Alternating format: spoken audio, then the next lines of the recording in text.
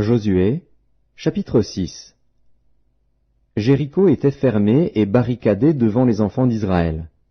Personne ne sortait et personne n'entrait. L'Éternel dit à Josué, « Vois, je livre entre tes mains Jéricho et son roi, ses vaillants soldats. Faites le tour de la ville, vous tous les hommes de guerre, faites une fois le tour de la ville. Tu feras ainsi pendant 6 jours. 7 sacrificateurs porteront devant l'arche 7 trompettes retentissantes. Le 7e jour, vous ferez 7 fois le tour de la ville. Et les sacrificateurs sonneront des trompettes. Quand ils sonneront de la corne retentissante, quand vous entendrez le son de la trompette, tout le peuple poussera de grands cris. Alors la muraille de la ville s'écroulera, et le peuple montera, chacun devant soi. Josué, fils de Nun, appela les sacrificateurs et leur dit, « Portez l'arche de l'Alliance, et que 7 sacrificateurs portent 7 trompettes retentissantes devant l'arche de l'Éternel. » Et il dit au peuple, « Marchez, faites le tour de la ville, et que les hommes armés passent devant l'arche de l'Éternel. » Lorsque Josué eut parlé au peuple, les 7 sacrificateurs qui portaient devant l'Éternel les 7 trompettes retentissantes se mirent en marche et sonnèrent des trompettes. L'arche de l'Alliance de l'Éternel allait derrière eux. Les hommes armés marchaient devant les sacrificateurs qui sonnaient des trompettes, et l'arrière-garde suivait l'arche. Pendant la marche, on sonnait des trompettes.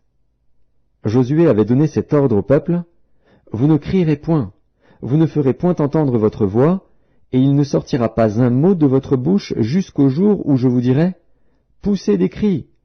Alors vous pousserez des cris.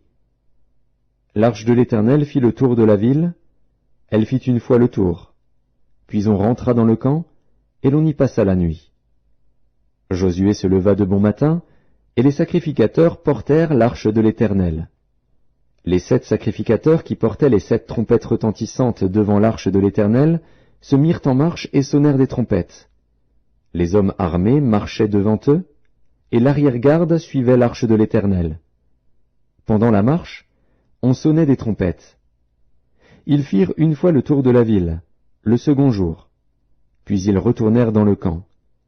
Ils firent de même pendant 6 jours.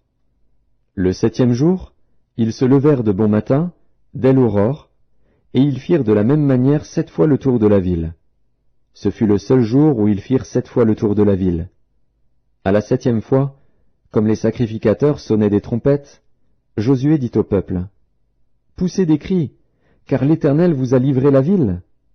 La ville sera dévouée à l'Éternel par interdit, elle et tout ce qui s'y trouve. Mais on laissera la vie à Rahab, la prostituée, et à tous ceux qui seront avec elle dans la maison, parce qu'elle a caché les messagers que nous avions envoyés. Gardez-vous seulement de ce qui sera dévoué par interdit. Car si vous preniez de ce que vous aurez dévoué par interdit, vous mettriez le camp d'Israël en interdit et vous y jetteriez le trouble. Tout l'argent et tout l'or, tous les objets d'airain et de fer seront consacrés à l'Éternel et entreront dans le trésor de l'Éternel. » Le peuple poussa des cris, et les sacrificateurs sonnèrent des trompettes.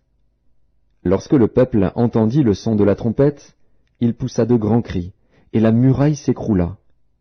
Le peuple monta dans la ville, chacun devant soi. Ils s'emparèrent de la ville, et ils dévouèrent par interdit, au fil de l'épée, tout ce qui était dans la ville, hommes et femmes, enfants et vieillards, jusqu'aux bœufs, aux brebis et aux ânes. Josué dit aux 2 hommes qui avaient exploré le pays, « Entrez dans la maison de la femme prostituée, et faites-en sortir cette femme et tous ceux qui lui appartiennent, comme vous le lui avez juré. » Les jeunes gens, les espions, entrèrent et firent sortir Rahab, son père, sa mère, ses frères, et tous ceux qui lui appartenaient. Ils firent sortir tous les gens de sa famille, et ils les déposèrent hors du camp d'Israël. Ils brûlèrent la ville et tout ce qui s'y trouvait, seulement ils mirent dans le trésor de la maison de l'Éternel l'argent, l'or et tous les objets d'airain et de fer. Josué laissa la vie à Rahab la prostituée, à la maison de son père, et à tous ceux qui lui appartenaient. Elle a habité au milieu d'Israël jusqu'à ce jour, parce qu'elle avait caché les messagers que Josué avait envoyés pour explorer Jéricho. Ce fut alors que Josué jura, en disant, « Maudit soit devant l'Éternel l'homme qui se lèvera pour rebâtir cette ville de Jéricho. Il en jettera les fondements au prix de son premier-né, et il en posera les portes au prix de son plus jeune fils.